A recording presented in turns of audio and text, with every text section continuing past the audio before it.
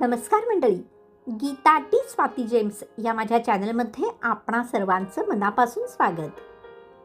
चांदणे कवितेचे या मालिकेअंतर्गत मी वेगवेगळ्या नामवंत कवींच्या श्रावणातल्या कवितांचं वाचन करते.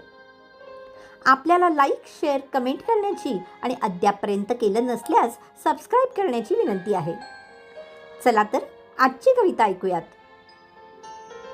श्रावण, कवी ग्रेस. हा श्रावण गळतो दूर नदीला पूर तरुवर पक्षी, घन ओले त्यातून चंद्र दिव्यांची नक्षी.